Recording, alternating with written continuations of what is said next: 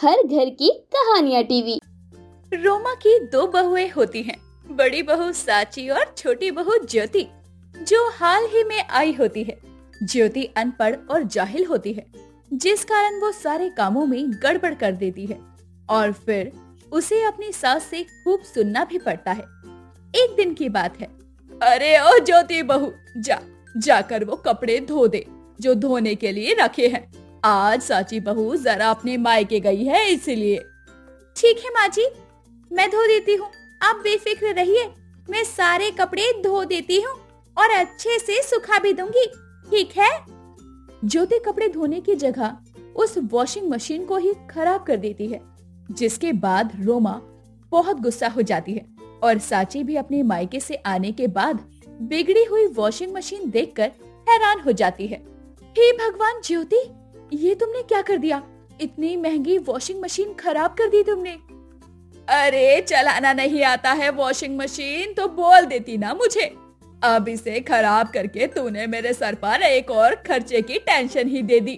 नालायक कलमुही कहीं की। मुझे माफ कर दीजिए माँ जी, वो मैं इस वॉशिंग मशीन को चलाना सच में नहीं जानती थी, लेकिन आपके दिए गए आदेश का पालन करने के लिए इसे जैसे तैसे चला ही रही थी, लेकिन ना जाने कौन सा बटन दब गया और ये खराब हो गई। माँ जी, अब तो हमें नई वॉशिंग मशीन ही लेनी पड़ेगी, क्योंकि इसे ठीक कराने के लिए दिया तो बहुत खर्चा आएगा। इसने तो इसकी बुरी तरह से ऐसी तैसी कर दी है। हाँ साची बहू, अरे ओ करमजली, कान खोलकर सुन ले। आज के बाद तू ये कपड़े वपड़े कुछ नहीं धोएगी और नई मशीन के तो हाथ भी नहीं लगाएगी। जब से आई है पनौती ही आ रही है। बस हमारे जीवन में इसने तो लंका लगाई हुई है। काम की ना काज की, दुश्मन अनाज की। साची बहू, अब से तुम ही सारे कपड़े धो दिया करना।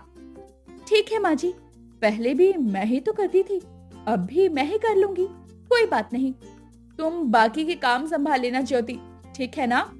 जी जेठानी जी, माफ कीजिए, मेरे कारण आपको तकलीफ झेलनी पड़ रही है।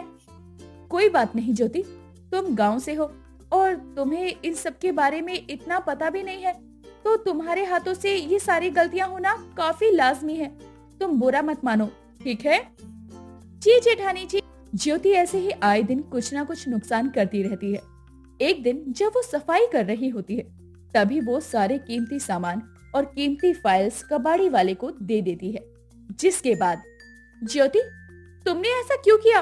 तुम्हें पता भी है वो सारी फाइल्स कितनी जरूरी थी, और वो सारा कितना मूल्यवान सामान था। अरे तुमने क्या सफाई की है? अरे इस जाहिल लड़की ने तो सच में मेरे नाक में दम ही करके रखा है। ना जाने क्या पसंद आया है इसमें मेरे छोटे को। लेकिन माँ जी, मुझे लगा कि वो फाइल और वो सारा सामान अब पुराना हो गया है, इसीलिए मैंने उसे फेंक दिया। अरे चुप रह तू, वो सब कीमती था और तूने उन सबको ही बेच दिया। तू तो सफाई करने के भी लायक नहीं है। साची बहू, आज से सारी सफाई केवल तू ही करेगी, समझी? ठीक है माँ जी, जैसा आप कहो। फिर एक दिन, साची बहू, अरे ज्योति बहू, आज शाम को घर पर खाना खाने के लिए मेहमान आने वाले हैं और तुम दोनों को अच्छे अच्छे से पकवान बनाने हैं। याद रहे, हमारे परिवार की नाक नहीं कटनी चाहिए, वरना बहुत बुरा होगा। ठीक है माँ जी। ठीक है माँ जी। दोनों बहुएं रसोई में जी जान से मेहनत करके खाना बनाने लगती हैं। लेकिन तभी ज्योति इंग्लिश में टर्मरिक लिखी हुई बोतल को चीनी समझ लेती है और वो गड़बड़े में वो हल्दी हलवे में डाल देती है। जिसके बाद रात में मेहमान आने पर रोमा की जमकर बेइज्जती होती है। अरे ओ डोबी डफोड़ लड़की, गवार कहीं की, अरे क्या चाहती है रे तू, और कितना परेशान करेगी तू मुझे? तेरे कारण आज मेहमानों से मुझे ताने सुनने पड़े और वो निराश होकर चले गए। माँ जी, अंग्रेजी में हल्दी लिखा था, उस डब्बे को ज्योति चीनी का डब्बा समझ बैठी और इसने जल्दबाजी में हलवे में हल्दी डाल दी। अरे ये सब इसीलिए हुआ है ना, क्योंकि ये अनपढ़ और जाहिल है। अगर पढ़ी लिखी होती तो आज ये सब तो नहीं होता।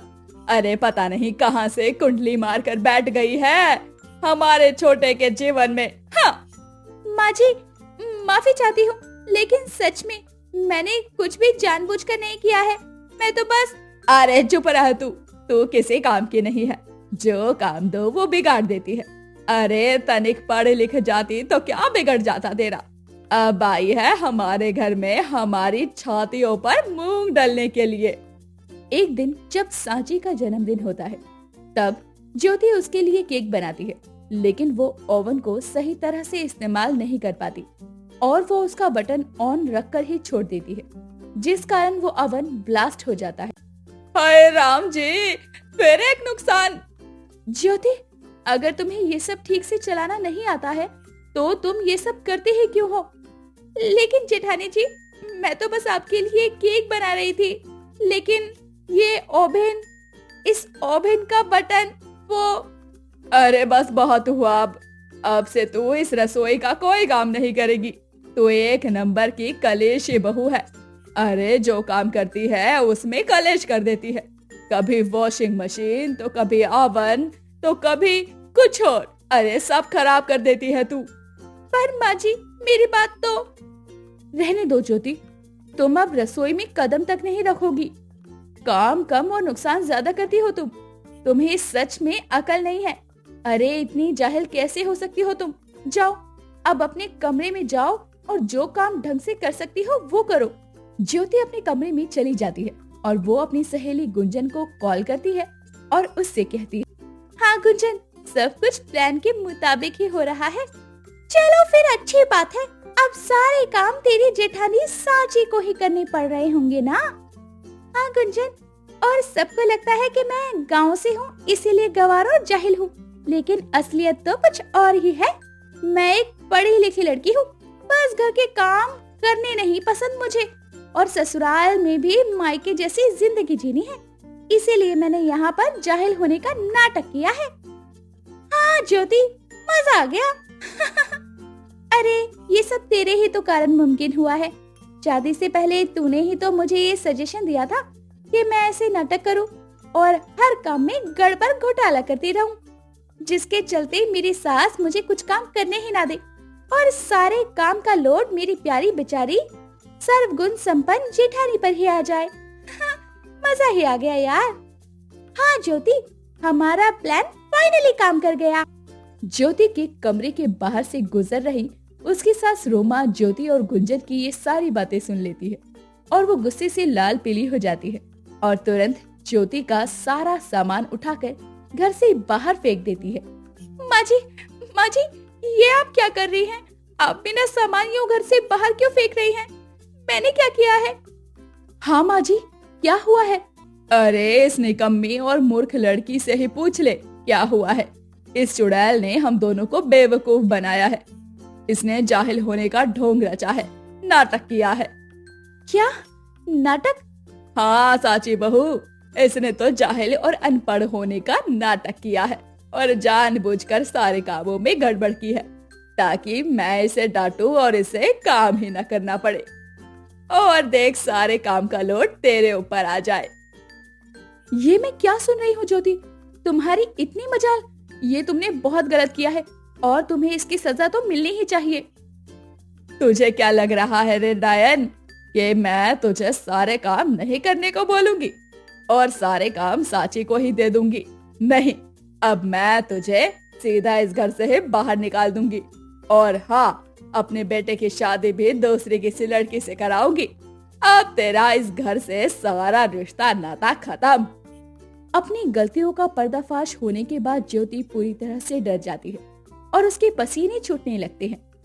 ऐसा मत कीजिए माँ जी, जेठानी जी, मुझे माफ कर दीजिए। मुझसे बहुत बड़ी गलती हो गई, मैंने बहुत गलत किया है, लेकिन आप मुझे प्लीज अपनी सारी गलतियां सुधारने का एक आखिरी मौका दे दीजिए। प्लीज माँ जी, प्लीज जेठानी जी, मैं आपके सामने हाथ जोड़ती हूँ। प्लीज मुझे इस घर से और आप सबकी जिंदगी से बाहर मत निकालिए।